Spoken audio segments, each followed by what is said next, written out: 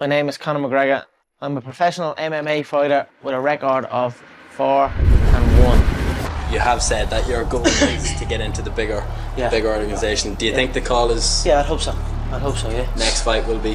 I don't know, we'll see what happens, you know what I mean? Just keep positive and, again, keep believing, keep training. Eventually, you put in the performances, you put in the work, you put in the hours, and the UFC brass take note, and then you get the call up to the big show. Crumlin's a tough area, you know what I mean? It's just the way it was growing up, but it is where I learned the values of hard work, where I learned loyalty, where I learned how to fight.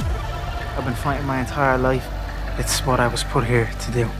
Conor is the most famous guy in the octagon. Is he the best fighter? Conor McGregor wasn't just a fighter, he was a force of nature.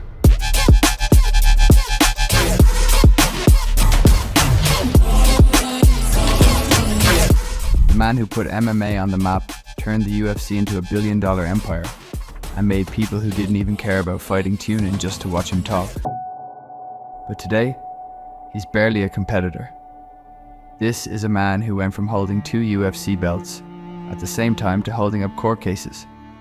From knocking out legends in seconds to getting knocked out himself. From being the biggest star in combat sports to being more famous for controversies than for fighting. How did we get here? How did the most feared fighter in the world turn into a walking headline for all the wrong reasons? It wasn't just about losing fights. It was about losing himself. Ego, money, addiction, scandal. The biggest fight of his life wasn't against Khabib, Mayweather, or Poirier. It was against himself. This is the dramatic rise, catastrophic fall, and uncertain future of Conor McGregor. Part 1. From nobody to the king. McGregor's rise wasn't just fast, it was unstoppable. Imagine this. A young man in Dublin, working as a plumber's apprentice, barely making ends meet, knowing deep inside that he's meant for more. I left what was a safety net of a trade as a plumber to pursue a career in fighting when no one had done it before me. So simply they were just listening to what I was saying, and I was just telling them, trust me, I will do it. I told them by the time I'm 25 years of age, I will be a self-made millionaire through this game. He didn't just dream of fighting. He saw himself at the top, but nobody else did. So, what did he do? He quit his job, walked away from a stable paycheck, and bet everything on a dream.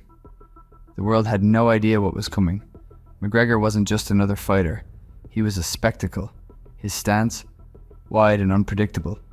His left hand, a sniper rifle. His mental warfare, unmatched. Good, I just seen it in my head, and it's no surprise, you know, I visualised it.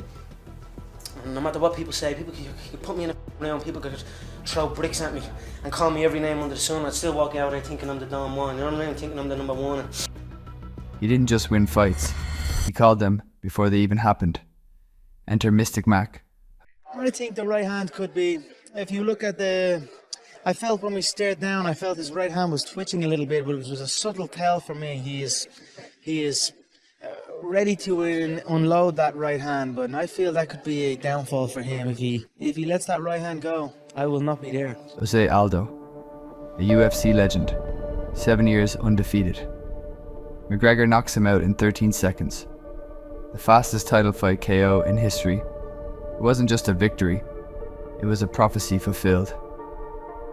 Undisputed featherweight champion of the world, Conor McGregor.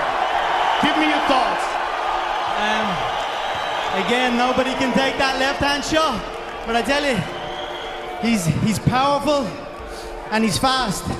But precision beats power, and timing beats speed, and that's what you saw there. Eddie Alvarez, another world champion, another victim. I've nothing against. Careful, be careful. I've nothing against Edward. Oh what? Oh what? Careful. What you gonna do? Oh what? You gonna do something over there? Be careful. Shut your f***ing mouth. I run New York. I run this whole shit. And Mystic Mac predicts I'm gonna KO you inside 1 round. McGregor dismantles him with ease, making history as the first fighter to hold 2 UFC belts simultaneously. The world was watching. The king had arrived. McGregor wasn't just fighting anymore. He was transcending the sport. His fights sold more pay-per-views, than anyone in history. His press conferences were must-watch television. Easy money, man. I can make you rich. I change your bum life. You fight me, it's a celebration. I will beat you. When you sign to fight me, it's a celebration. You ring back home, you ring your wife. Baby, we done it. We're rich, baby. Conor McGregor made us rich. Break out the red panties. We're rich, baby. So don't say you would not take that fight, because you would take that fight like everyone else up here would take the fight against me if it was offered, regardless of belts or any of that. His confidence, unshakable. He wasn't just a UFC champion, he was the UFC. But here's the problem. When you become bigger than the sport, that's when the downfall begins. Part 2. When it all started to crack. At his peak, Conor McGregor looked untouchable. He had the world at his feet, 2 belts, millions in the bank, and the entire sport in the palm of his hand. But when you reach the top, that's when the distractions creep in. And for McGregor, the turning point was money. The Floyd Mayweather fight. The money distraction. Conor McGregor does the unthinkable. He steps away from the UFC to fight Floyd Mayweather, one of the greatest boxers of all time.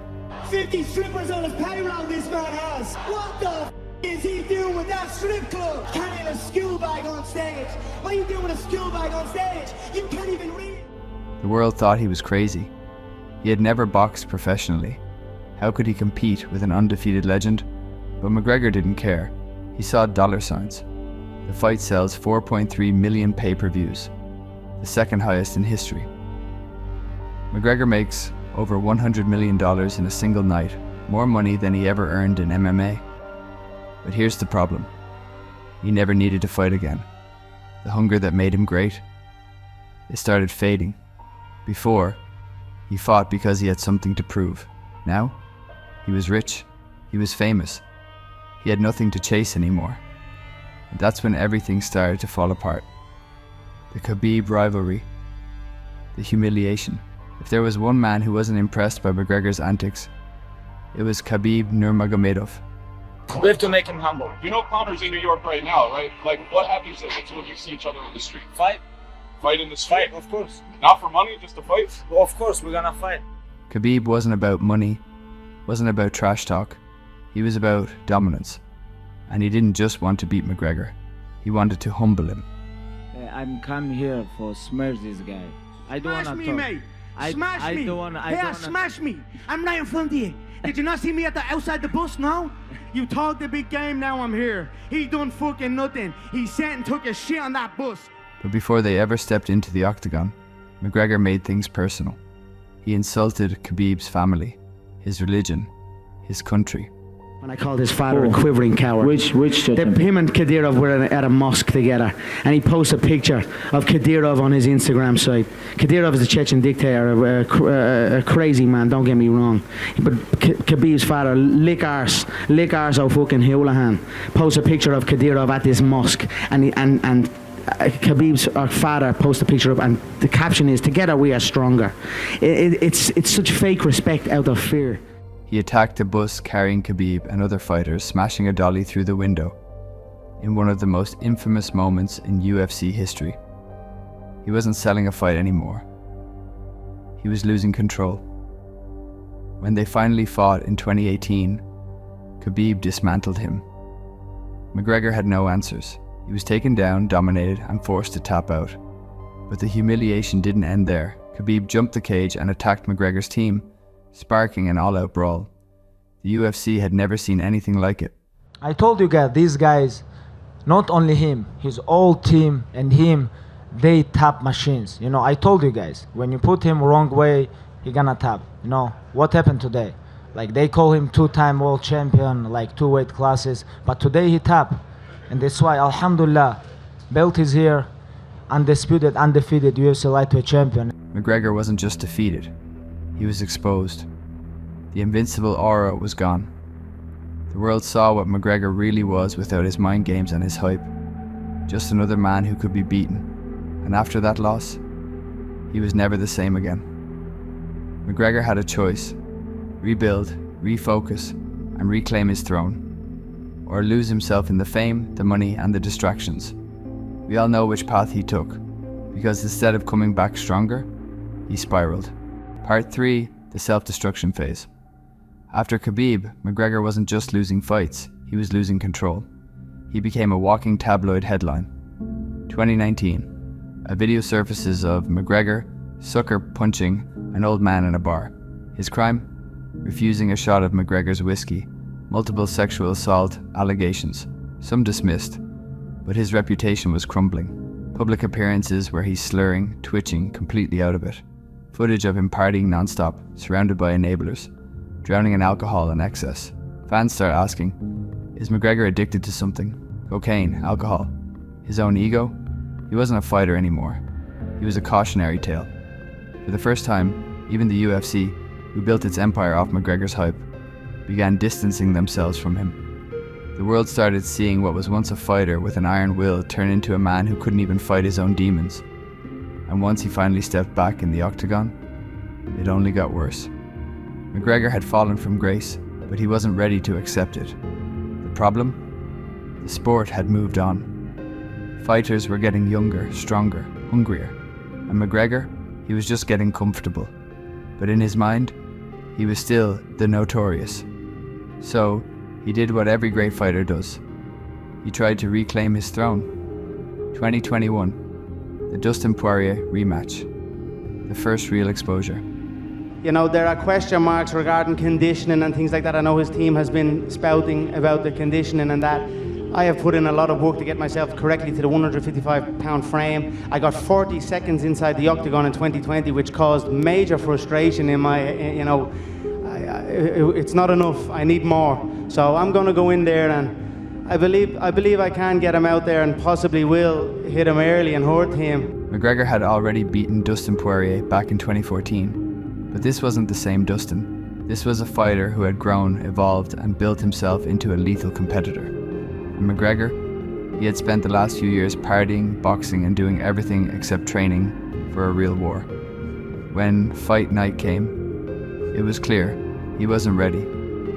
Poirier ripped McGregor apart with leg kicks, chopping him down like a tree. McGregor's movement was gone, his timing was off, his chin exposed. In the second round, Poirier knocked McGregor out cold. The first time in McGregor's UFC career that he had been finished with strikes. The crowd was stunned. McGregor was finished.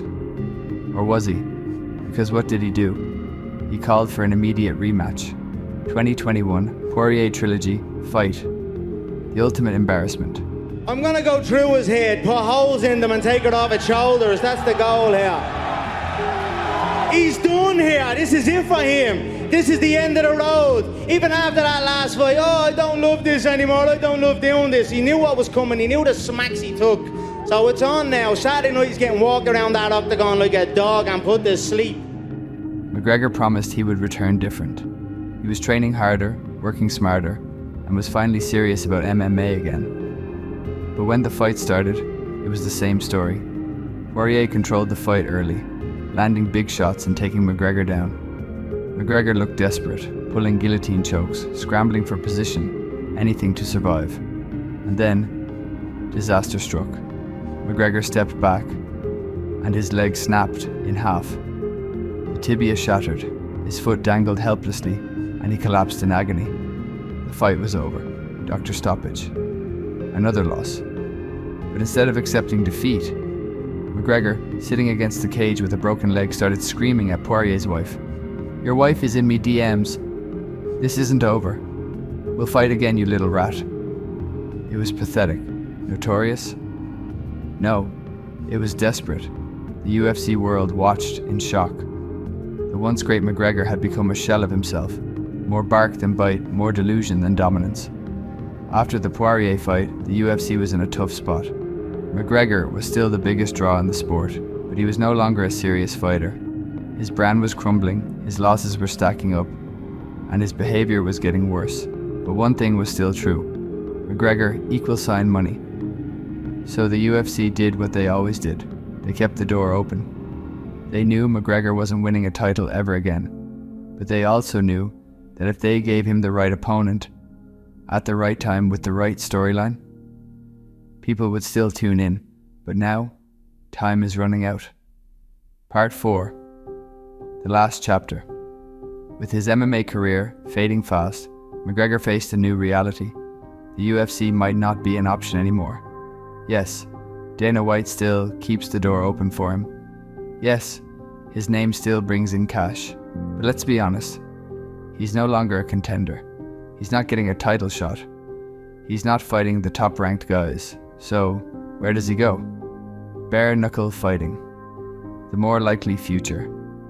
Recently, McGregor has been teasing a new venture, one that might suit his style better. Bare-Knuckle Boxing, BKFC. He appeared at a BKFC event in 2023, hyping up fights and stepping into the ring for a face-off. He loved the chaos, the brutality, the spectacle, all things that made him famous in the first place. He even hinted at fighting in the promotion, saying he might make the walk one day. Let's face it, BKFC makes sense for him. No wrestling, no grappling, just pure striking. Sure. You think I'm up here? If you think I'm up here giving these speeches and leading these men into battle, and I won't step in there myself, think again. For sure, Conor McGregor will fight in Bare-Knuckle Fighting Championship. Mark my words. His name alone would sell insane numbers. And let's be real, he'd rather fight brawlers than killers like Islam Makhachev or Charles Oliveira. The UFC may still book him for one final mega fight, but if that doesn't happen, Bare-Knuckle Boxing is where he's headed. The Logan Paul incident, a harsh reality check. If McGregor needed any more proof that he wasn't the same guy anymore, it came in one of the most humiliating ways possible, from the Paul brothers. Logan and Jake Paul, 2 YouTubers turned boxers, ran into McGregor and openly mocked him afterward. Logan later said in an interview that he felt sorry for McGregor, saying he looked like a shell of his former self. Jake Paul, who has been calling out MMA fighters for years, didn't even bother to challenge him anymore, because, in his words, McGregor isn't worth my time anymore. He's a loser. I want to fight winners. I want to fight, and increase the level of my opponent. So, if he just keeps on losing and I just keep on winning, then it might not make sense anymore. Think about that for a second. Conor McGregor, the biggest star in MMA history, being dismissed by YouTubers. 5 years ago, McGregor would have laughed them out of the room. Now, he's the one being laughed at. Will McGregor go out in glory or disgrace? Conor McGregor has built one of the most insane careers in combat sports history. From the highest highs to the lowest lows, he's given fans everything. Knockouts, trash talk, meltdowns, arrests, drama. You name it. But now, the story is almost over. So, what do you think? Is McGregor done? Is he heading to bare-knuckle fighting? Or does he have one last fight left in the UFC? Drop a comment below. Will he go out in glory, or is this the final act of the Notorious? You can learn a lot from tough times, you know what I mean? If not the most, you learn the most from your hardships, your losses, and come back better than ever.